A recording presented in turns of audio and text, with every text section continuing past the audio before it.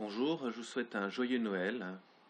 Et en ces périodes de fête, si on a mangé beaucoup de chocolat, si on a pris quelques petits grammes parce qu'on a mangé des marrons glacés, on a reçu beaucoup de cadeaux peut-être, des livres, eh bien j'aimerais pouvoir vous lire un psaume dans son ensemble, un psaume qui parle de Dieu et qui, même s'il est placé dans les premiers psaumes de la Bible, est un psaume très joyeux. Le psaume 19. Les cieux racontent la gloire de Dieu, et l'étendue céleste annonce l'œuvre de ses mains. Le jour en donne instruction au jour. La nuit en donne connaissance à la nuit.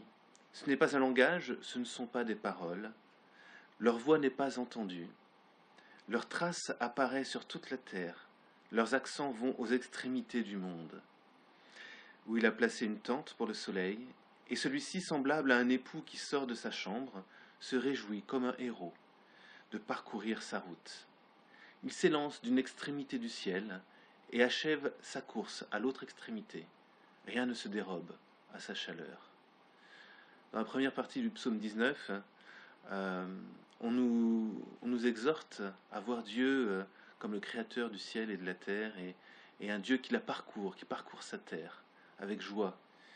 Et moi j'aimerais bien vous proposer, pendant ces fêtes où on est souvent à la maison, où on est chez les uns, chez les autres, où il fait froid peut-être, à mettre le nez dehors, à regarder le ciel, à regarder le soleil et sa course, et à être convaincu que Dieu est un Dieu magnifique, fort, puissant, que la nature parle de lui.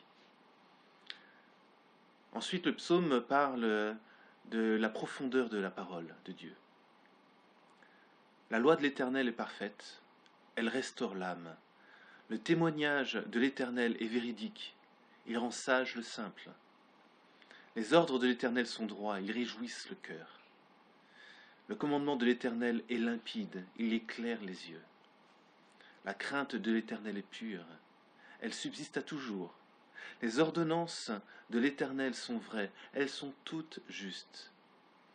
Plus précieuses que l'or, même que beaucoup d'or fin. Plus douces que le miel, même que le miel qui coule des rayons.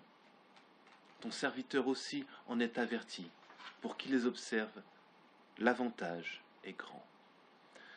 Alors, nous devrions observer ces préceptes, car l'avantage est grand pour celui qui les observe. Et la Bible est comparée à la douceur du miel. Le commandement éclaire les yeux. Et les ordres de l'Éternel sont droits. Nous avons sûrement reçu des livres en cadeau. N'oublions pas de lire la Bible. N'oublions pas, malgré toutes les lectures que nous avons à faire, de nous régénérer grâce à la parole de Dieu, la parole vivante. Et ensuite, il y a quelques versets qui parlent de notre relation avec Dieu. Qui connaît ces fautes involontaires? Pardonne-moi ce qui m'est caché. Préserve aussi ton serviteur des présomptueux, qui ne dominent pas sur moi. Alors je serai intègre, innocent de péché grave. Reçois favorablement les paroles de ma bouche et la méditation de mon cœur en ta présence. Ô Éternel, mon rocher et mon Rédempteur. N'oublions pas de parler à Dieu, de prier Dieu, de méditer sur Dieu. Cherchons, comme nous incite Philippe à le faire, à confesser nos fautes, à revenir sur nos comportements pour pouvoir être toujours plus proche de Dieu et chercher sa vérité dans notre vie, en vérité et en action. Je vous souhaite un très joyeux Noël. À bientôt.